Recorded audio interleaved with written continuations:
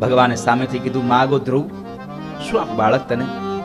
ધ્રુવજી કહ્યું, ભગવાન તમે મળ્યા પછી જો માગવાની ઈચ્છા થાય તો તમારા મળવાનું સુખ જ વયું જાય, તમારું મહત્વ જ વયું જાય. મારે કશું નથી જોઈતું. પણ ભગવાને સામે ચાલીને કીધું, મને ખબર છે તું અહીંયા શું કામ આવ્યો હતો. તારે નથી જોઈતું પણ હું તને આપું છું.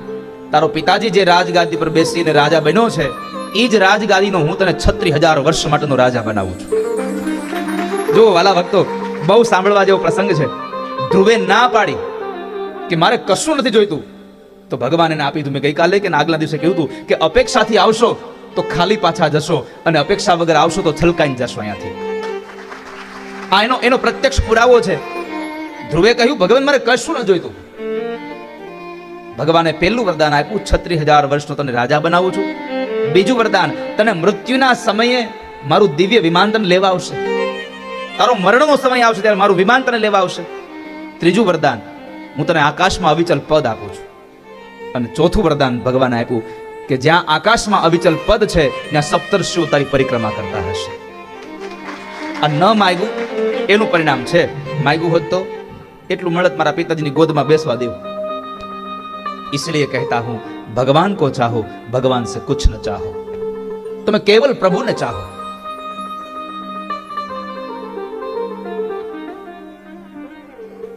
આપણે ખોબો લઈને માગવા જઈએ છીએ, એ આખો દરિયો લઈને બેઠો છે.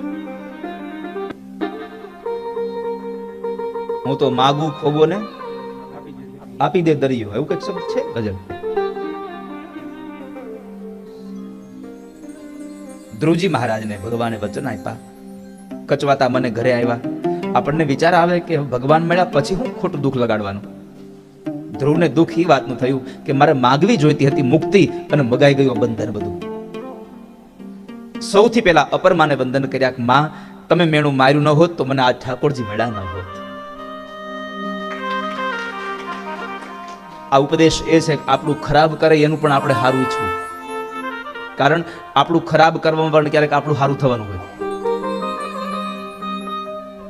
અપરમાને વંદન કર્યા, પોતાની માં સુનીતિને પ્રણામ કર્યા, અને પછી ઉત્તાનપાદ રાજા પોતાની રાણી સુનીતિને સાથે લઈને નીકળી જાય છે.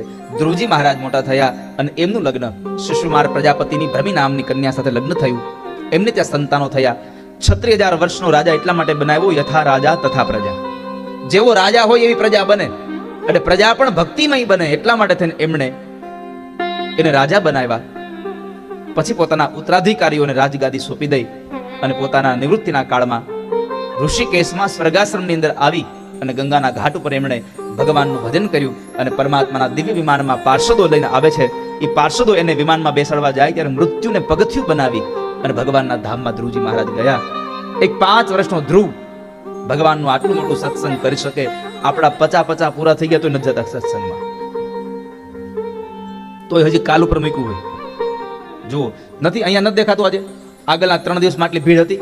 આ નંદોત્સવની ભીડ છે આજે.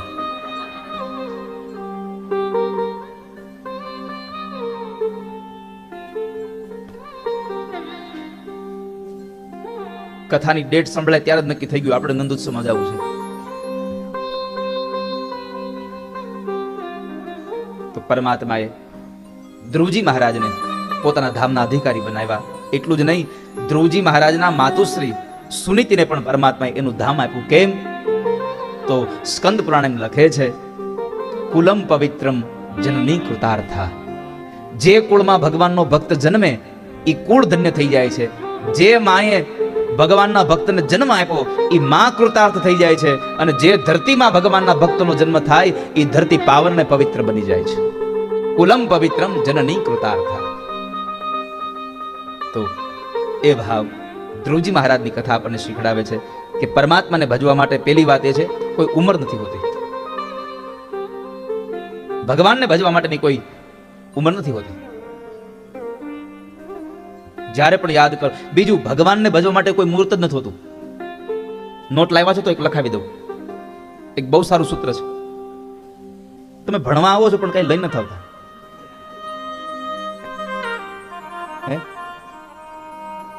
ના, મોબાઈલ તો બંધ રાખજો, મૂકી દેજો, કઈ કાઢતો નથી. એ તો રહેવા જ દેજો. હા, ચશ્મા ભૂલી દે પણ મોબાઈલ ન ભૂલે. અને જો મોબાઈલ ભૂલાઈ ગયો તો એસી બેહી નહીં પરસેવો આવે.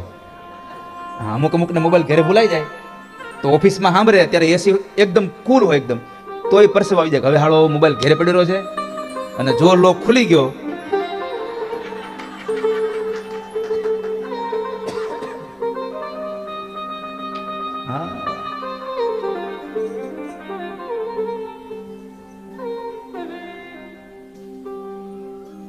તે દિવસે કામ હોય તો ઘરે વહેલો પૂકી જાય. ઘરવાળા પૂછે કેમ વહેલા આવે? આજ કામ થઈ રહ્યું હતું, મન થયું હાલને ઘરે બેસીશું. એમનો કે મોબાઈલ ઘરે ભૂલી ગયો હતો.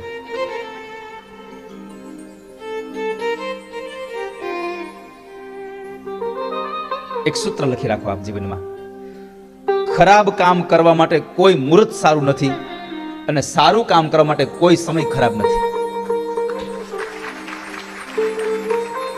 ચાહે તમારું સારું હોય તો ભલે, બીજાનું સારું હોય તો ભલે, પણ સારું કરવા ઈચ્છો ત્યારે કોઈ સમય ખરાબ નથી અને તમે કોઈ પણ નું ખરાબ કરવા ઈચ્છો ત્યારે કોઈ સમય સારો નથી.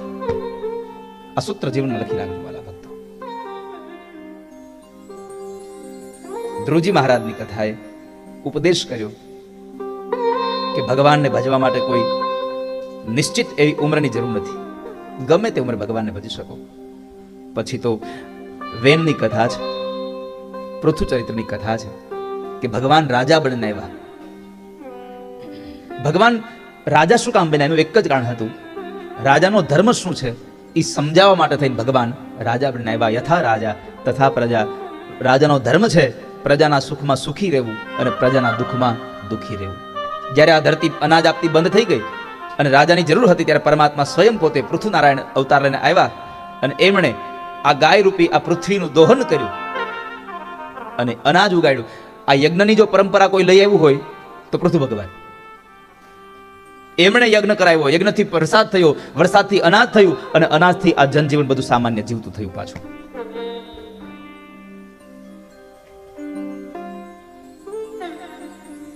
તો આપણે યજ્ઞ કરીએ, એનાથી વરસાદ આવે, વરસાદથી અનાજ પાકે, અનાજથી આ જનજીવન સામાન્ય રીતે જીવી શકાય.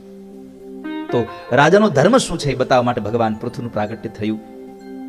પુરંજન આખ્યાન એટલે કે પુરંજન એટલે જે જીવાત્મા ભગવાનથી જુદો થયો છે એ પુરંજન છે.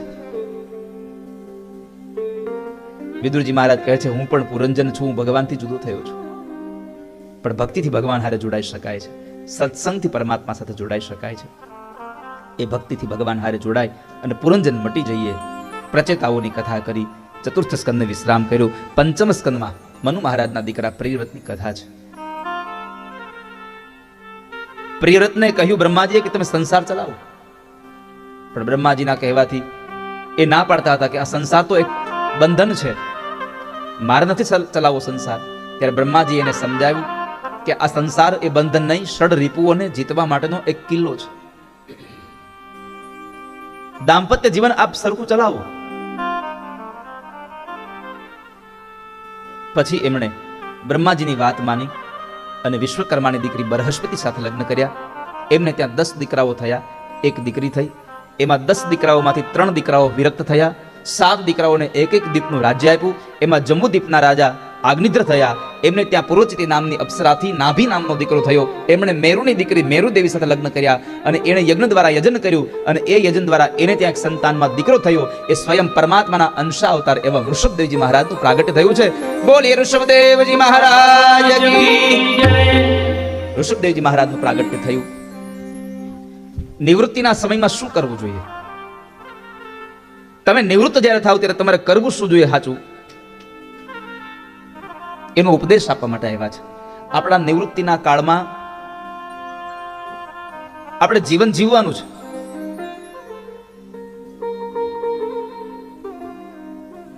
પણ એવું જીવન જીવીએ કે આપણો નિવૃત્તિનો કાળ મજબૂરીથી પસાર ન થાય.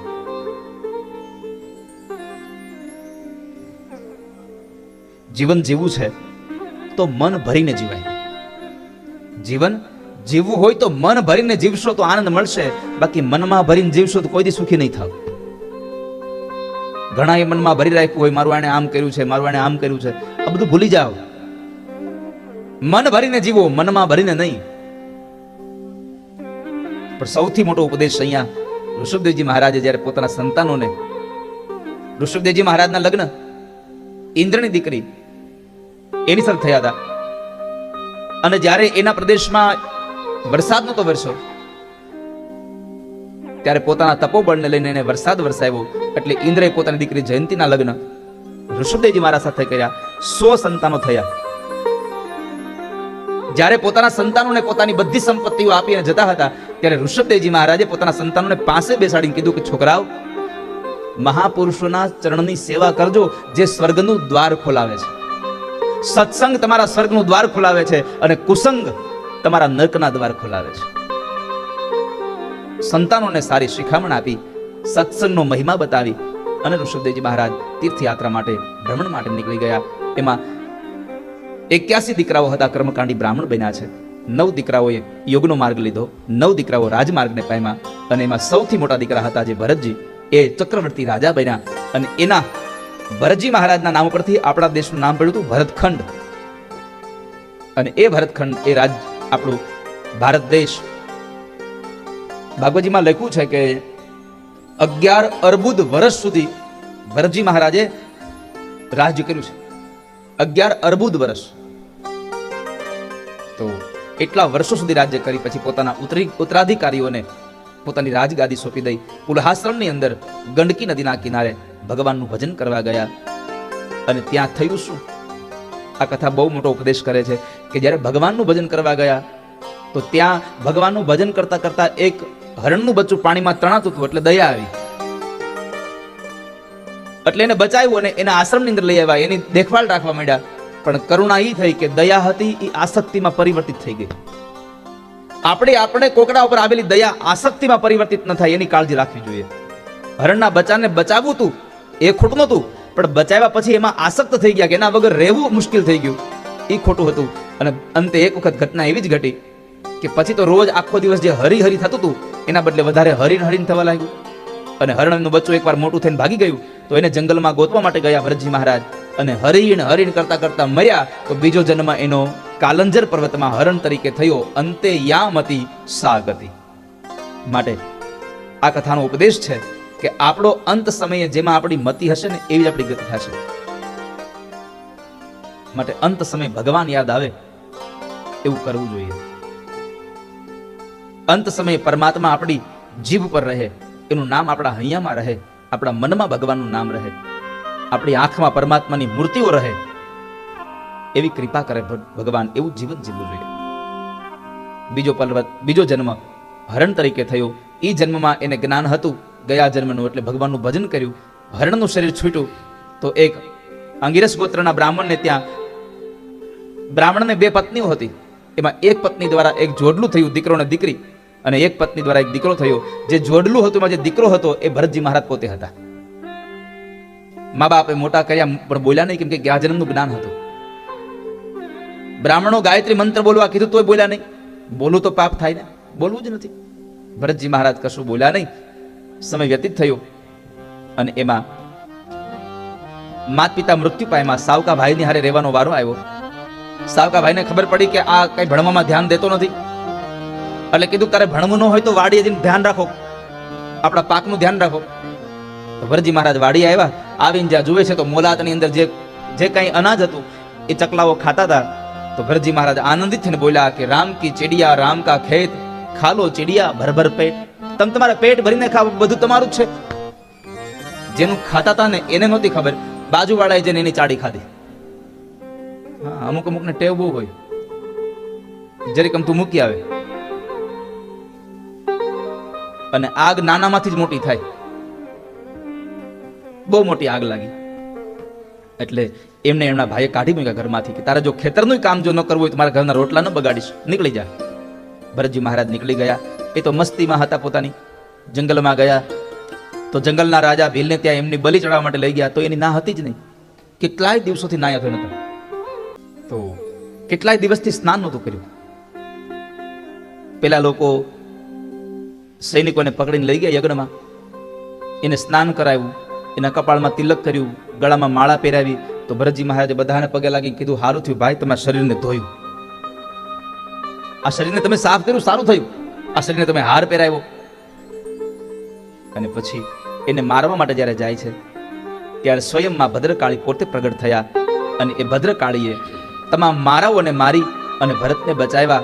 ભરતે માં જગદંબાના ચરણારવિંદમાં દંડવત પ્રણામ કર્યા અને કહ્યું, માં આજ આ લોકો મને અહીંયા જો મારવા લઈ આવ્યા ન હોત તો હે જગદંબા મને તમારા દર્શન ન થયા હોત. સારું થયું મને આ લોકો પકડીને લઈ આવ્યા અહીંયા. પરમાત્માએ આપણા ઉપર ક્યારેક એવી પણ કૃપા કરતા હોય કે આપણને ખોટી જગ્યાએ લઈ જતા એવું લાગતું હોય, આપણને દુઃખ દેવા લઈ જાય છે એવું લાગતું હોય, પણ ક્યારેક આપણું દુઃખની પાછળ સુખ પણ સમાયેલું હોય. ભરતજી મહારાજે બધી જ અવસ્થાનો સહજતાથી સ્વીકાર કર્યો. ત્યાંથી નીકળી ગયા. સિંધુ સૌરવીર દેશના રાજા રહુગણ કપિલ મુનિના આશ્રમમાં ભગવાનનું ભજન કરવા, સત્સંગ કરવા જતા હતા. 4 લોકો એની પાલખી ઉપાડી, તેમાં એક માણસ ભાગી ગયેલો. એટલે એની જગ્યાએ ભરતજી મહારાજને જોડ્યા. ભરતજી મહારાજ પાલખી ઉપાડી, પણ જતા હતા તો જંગલના માર્ગમાં કીડા મકોડા દેખાયા એટલે જરા કૂદાકો માર્યો. છલાંગ લગાવી, પાલખી હલી એટલે રાજાને ગમ્યું નહીં. 1 વાર 2 વાર થયું ને એમાં બરાબર પાલખીનો દંડ માથામાં વાગ્યો. પછી તો પાલખી ઊભી રખાવી અને ભરતને ચાબુકના મારથી મારે છે. ભરતજી મહારાજ હસતા હતા એટલે રાજા રહુગણે પૂછ્યું કે એલા મરી ગયેલો છો, તને વાગતું નથી? ભરતજી મહારાજ કહે છે કે 4 જણા કોને ઉપાડે? મરી ગયો હોય એને 4 જણા ઉપાડે તો અમે 4 લોકો તમને ઉપાડ્યા છે મહારાજ. અને તમે મને કહો છો વાગતું નથી, તો તમે તો શરીરને મારો છો અને હું તો શરીરી છું, મને શું કામ વાગે? નૈનમ છિદંતી શસ્ત્રાણી નૈનમ દહતી પાવક. ભગવાન ગીતાજીમાં લખ્યું કે આ સંસારમાં કોઈ પણ અગ્નિ આત્માને બાળી શકતો નથી, કોઈ પણ શસ્ત્ર એને છેદી શકતો નથી, પાણી એને ભીંજવી શકતું નથી અને વાયુ એને સૂકવી શકતો નથી. તો પછી મારે શું કામ દુઃખી થવાનું? રાજા રહુગણે આ વાત સાંભળી લાગ્યું કોઈ જ્ઞાની બ્રાહ્મણ છે. એટલે પૂછ્યું તમે કોણ છો? તો ભરતજીએ જવાબ આપ્યો હું કોણ છું એની તો શોધ માટે નીકળી પડ્યો છું. આ બ્રાહ્મણ છો? કેમ કે હું કોઈ ઇન્દ્રના વજ્રથી ડરતો નથી. ના હમ વિશંકે સૂર્યરાજ વજ્રાન. હું કોઈ ઇન્દ્રના વજ્રથી ડરતો નથી, શંકરના ત્રિશૂલથી ડરતો નથી, યમના દંડથી ડરતો નથી, પણ ડરું છું તો એકમાત્ર બ્રાહ્મણના અપરાધથી ડરું છું. કેમ? તો કહે છે કે ઇન્દ્રનું વજ્ર, શંકરનું ત્રિશૂલ, યમનો દંડ આ બધું મને મારવા ચાહે તો મને એકને મારે, પણ બ્રાહ્મણનો અપરાધ થઈ જાય, જો શ્રાપ મળી જાય તો મારા આખા કુળનો નાશ થઈ જાય. માટે હું બ્રાહ્મણના અપરાધથી ડરું છું. આ બ્રાહ્મણ છો? કોણ છો આપ? પછી ભરતજી મહારાજે કીધું કે જો આજ નહીં બોલું ને તો લોકો કહેશે કે ભરત જેવા ભરતે ખંભે ઉપાડ્યો તો એની ગતિ શું થઈ? એટલે કહ્યું કે તું ચક્રવર્તી રાજા ભરતને ઓળખે છે? અરે હા, એના જ રાજ્યમાં રહીએ છે, એ મૃત્યુ પામ્યા છે. ત્યારે ભરતે કીધું કે હા સાચી વાત છે, મૃત્યુ પામ્યા, પણ હું એ જ ભરત છું રાજા. હું પણ તારી જેમ ભગવાનનું ભજન કરવા માટે ગંડકી નદીમાં ગયો હતો, પણ ત્યાં હરિહરિ કરતા કરતા એક હરિણ હાથમાં આવ્યું અને એ હરિણ કરવા લાગ્યો. મારે 2 જન્મ બીજા લેવા પડ્યા. તમે સત્સંગમાં જાઓ છો, સત્સંગમાં આટલો બધો તમને અહંકાર ન શોભે. સત્સંગમાં જવું હોય તો માણસ એકદમ નિર્મળ બનીને જાય. જેને પણ સત્સંગ કરવો છે એ માણસ હંમેશા નિર્મળ બનીને જાય, રંક બનીને જાય. આપણે કથામાં આવવા માટે નીકળીએ ઘરેથી તો આપણે હંમેશા માટે એવો દૈન્ય ભાવ લઈને જાવો કે હું ભગવાનના દરબારમાં જાઉં છું, હું ઠાકોરજી પાસે જાઉં છું. અને વાલા ભક્તો, તમે તો કેટલા બધા ભાગ્યશાળી છો. કોઈને પંચાયતની સભામાં બેહવા મળે, કોઈકને તાલુકાની સભામાં બેહવા મળે, કોઈકને રાજ્યની સભામાં બેહવા મળે, તમને તમારા ઠાકોરજીની સભામાં બેહવા મળ્યું છે. કેટલા ભાગ્યશાળી છો. ભગવાને કેટલી કૃપા કરી છે આપણા ઉપર કે આપણને ઠાકોરજી આટલી મોટી સરસ સભામાં બેહવા મોકલ્યા.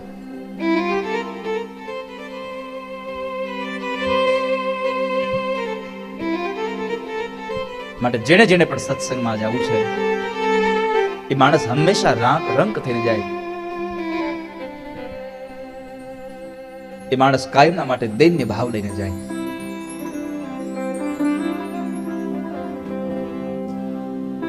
માણસનું અભિમાન છૂટી જાય. અને સત્સંગમાં જાવ ને, આ મનને સ્થિર રાખજો.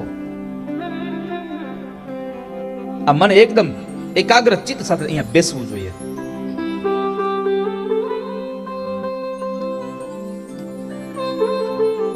તમારા મનને ભગવાન સાથે જોડવામાં આવે.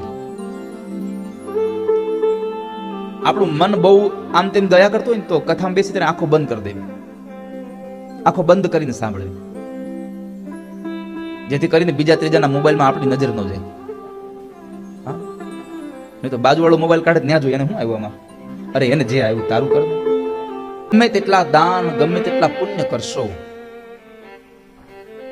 તમે અનાજના દાન દેશો, સોનાના દાન દેશો, ધનના દાન દેશો, ભૂમિના દાન દેશો, પણ જ્યાં સુધી કોઈ મહાપુરુષના ચરણની રજ તમારા માથા ઉપર નહીં પડે ત્યાં સુધી તમારું ભાગ્ય નહીં બને. વિના મહત્પાદ રજોભિષેકમ. ગોઠણની પગ નથી, ગોઠણની રજ નથી કીધી, એના પગની રજ કીધી છે. કારણ કે હવે આપણે ગોઠણે પગે લાગતા થઈ ગયા છે, વાંકા વળી નથી થકતા. આપણા હજી ઘણા વડીલો એવા છે કે મહાપુરુષોના પગના તળિયે હાથ ફેરવીને પછી પોતાના માથા પર મૂકે. વિના મહત્પાદ રજોભિષેકમ. તો મહાપુરુષના ચરણારવિંદની રજ મળે તો ભાગ્ય સુધરે. અને પછી તો ખગોળ ભૂગોળનું જ્ઞાન ભરતજી મહારાજે રાજા રહુગણને આપી અને એનો જન્મારો સુધાર્યો. મહાપુરુષો કહે છે કે ભરતજી હતા એ આ બ્રાહ્મણના દીકરાના રૂપમાં આવ્યા, અને જે પેલું હરણ હતું એ રાજા રહુગણના રૂપની અંદર હતું. આ બેવનો અહીંયા સંગમ ફરી પાછો થયો. એ કથા કરી પંચમ સ્કંદને વિશ્રામ કર્યો. ષષ્ઠમ સ્કંદની કથામાં નામનો મહિમા છે. नाम लिया उन सब लिया सभी शास्त्र का भेद बिना नाम नर के गया पढ़ पढ़ चारो वेद. જેને નામ લીધું છે એનો ઉદ્ધાર થયો છે. નામ लिया उन सब लिया सभी शास्त्र का भेद. તમે બધા જ વેદોને વાંચતા હો પણ ભગવાનના નામનું સંકીર્તન ન કરો. અને કથામાં મધ્યમાં ગમે ત્યારે અડધો કલાક કલાકની કથા જાય પછી સંકીર્તન થવું જ જોઈએ. એટલા માટે કે તમે જે એક ભાવ સાથે ભગવાનની કથામાં જોડાઈ ગયા હો તો ક્યારેક ક્યારેક આપણને ઊંઘે આવી જાય.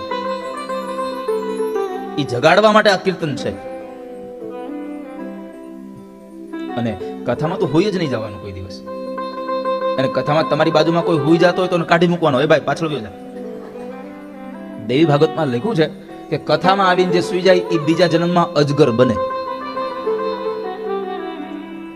હા લખ્યું છે, બીજા જન્મમાં અજગર બને, સાપ. અને બાજુમાં બેઠો હોય તો જગાડે નહીં તો પાછો એ બીજા જન્મમાં મદારી બને. પછી ટોપલામાં જગાડે આપણને, એ જાય એ જાય. માટે કથામાં આવી સુઈ જશું. માણસને જગાડવા માટે આ કીર્તન છે, ઉઠાડવા માટે નહીં. પથારીમાંથી ઉઠે ને ઉઠો કહેવાય, પણ જીવનમાં વિચારોથી જાગી જાય એને જાગ્યો કહેવાય. આ કથાઓ અહીંયા જગાડવા માટે છે તમારા વિચારોથી. છઠ્ઠા સ્કંદની અંદર નામનો મહિમા છે.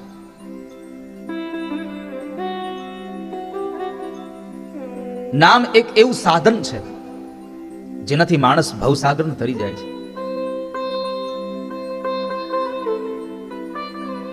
પરીક્ષિતે પ્રશ્ન કર્યો, બાપજી પાપમાંથી છૂટવા માટેનું શ્રેષ્ઠ સાધન કયું? પ્રાયશ્ચિત. તો બાપજી કોઈ આવો નામથી કોઈ તરી ગયો હોય એવો કોઈ એવો દાખલો ખરો? હા સાંભળો. નામના નષ્ટ સદાચારો દાસ્ય સંસર્ગ દૂષિતા. એક દૂષિત એક કુસંગ થયો. કનોજમાં અજામિલ નામનો બ્રાહ્મણ હતો. એકવાર એક ગણિકા સ્ત્રીને એક પુરુષને જોઈ ગયો અને એના મનમાં કામ પ્રવેશ કર્યો અને સતત એમાં પોતે કામમાં જોડાઈ ગયો. ન મંદિરે જાય, ન સત્સંગમાં જાય, ન કીર્તન કરે, કશું જ નહીં. એક સમય તો એવો આવ્યો કે ભગવાનના નામ અને ભગવાનના સંતોના કપડા હારે વેર બંધાઈ ગયો. ઘણા લોકો હજી પણ સંસારમાં આવા છે, હજી અજામિલ છે. ગોતવા જાવ તો મળે જ તમને.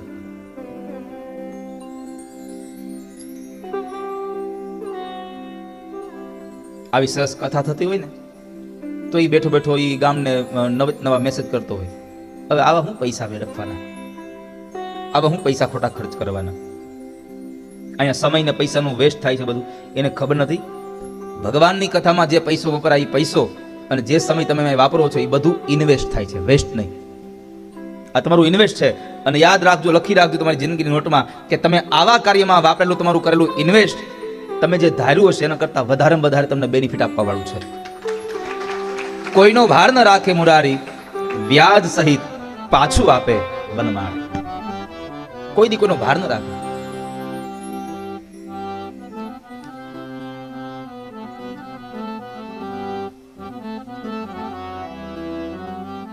હા, તમે સેવા એવા ભાવથી કરતા હો કે મને કંઈક પાછું મળે તો કદાચ મળે, ન પણ મળે,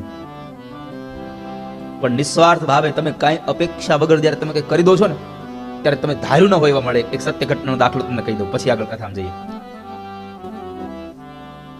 તમિલનાડુનો આ સત્ય ઘટનાનો પ્રસંગ છે. જ્યારે કોરોના આવ્યો અને એ કોરોના કાળમાં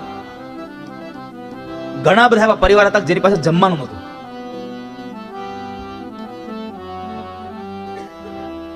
ત્યારે તમિલનાડુમાં, અને જરૂરી નથી કે હારો વિચાર મોટા ઘરવાળાને જ આવે. વિચાર ક્યારેય કોઈ દિવસ કોઈનો થયો નથી કે ઉચ્ચ જ્ઞાતિના લોકો હોય એને હારો વિચાર આવે. આ સંસારમાં જેને પણ હારો વિચાર આવે એ માણસ ઊંચો છે.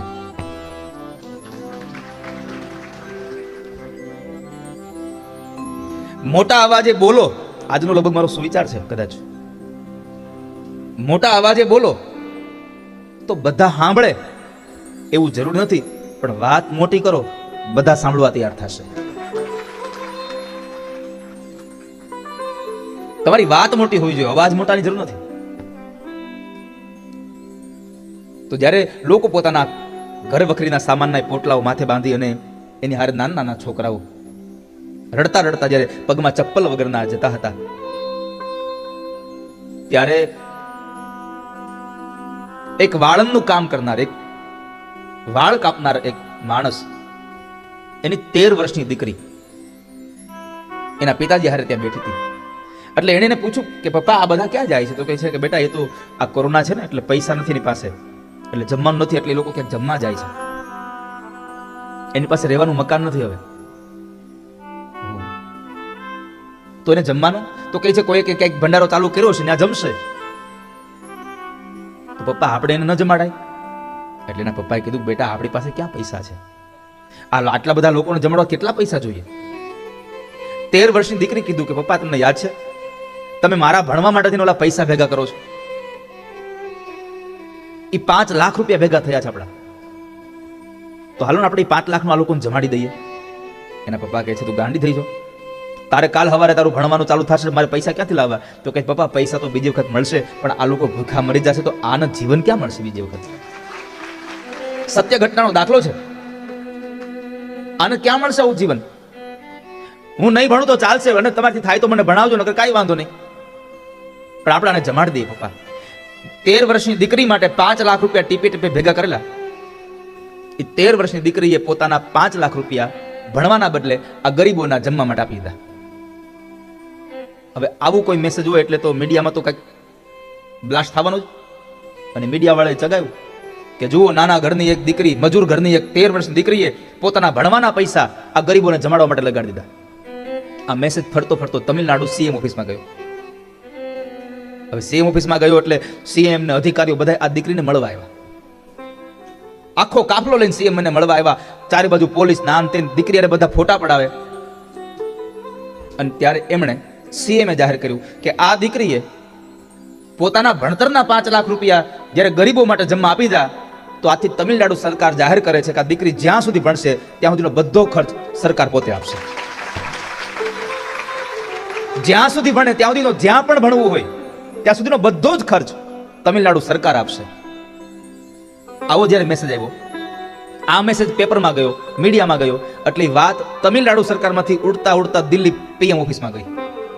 ભારતના વડાપ્રધાન નરેન્દ્ર મોદી સાહેબ પાસે ગઈ વાત. એમણે પોતાની મન કી બાત, આપણે બધા મન કી બાત સાંભળી છે, આ પ્રસંગ એણે મન કી બાતમાં કીધો. એટલે આખા વર્લ્ડમાં મેસેજ ગયો. એમાં યુનાઇટેડ સરકાર ગવર્મેન્ટે જે આ ગરીબ લોકોના જમવા માટેની જે જાહેરાત કરતા હતા, તો એ દીકરીને એમાં એમણે બ્રાન્ડ એમ્બેસેડર તરીકે નિયુક્ત કરી. વિદેશમાં જવાનું તો વાત એક બાજુ રહી, પછી તો કેટલા દેશોમાં એ દીકરી ફરી અને લોકોએ એને બધાને સપોર્ટ કર્યો, પણ ક્યારે કે પોતાના 5 લાખ રૂપિયા ભણવાના હતા, એ 5 લાખ ગરીબોને જમાડી દેવો, પણ સામે કઈ મળે કે ન મળે એની કોઈ અપેક્ષા નહોતી. ત્યારે આટલી બધી ઊંચી પદવી મળી ગઈ. વાલા ભક્તો, તમે જ્યારે કશું જ મેળવાની અપેક્ષા વગર સેવા કરો છો ને, ત્યારે તમને બધું મળી જતું હોય છે.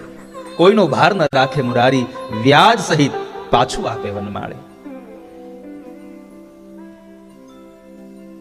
નહીં તો બહુ અઘરું છે સંસારમાં. પણ તમારી કોઈ અપેક્ષા ન હોય તો મને કોઈ પૂછે કે તમે કંઈ કરો તો ભગવાન તમને સાથ મળે, હું બહુ સ્પષ્ટતા અને બહુ સભાનતા સાથે મારી જવાબદારી સાથે કહું છું કે આપણે બધાએ વાંચ્યું છે, સાંભળ્યું છે, ગાયું છે. નરસિંહ મહેતાના 52 કામ કીધા, મીરાબાઈનું ઝેર પીધું, ધ્રુવજીનું કામ કીધું, પ્રહલાદનું કામ કીધું. આ બધું આપણે સાંભળ્યું છે, મેં મારી જાતે અનુભવ્યું છે. ગયા શ્રાવણ મહિનામાં બાપજી મારી કથા અમદાવાદમાં રાત્રિ કથા ચાલતી હતી. શ્રાવણ આખો માસ પારાયણ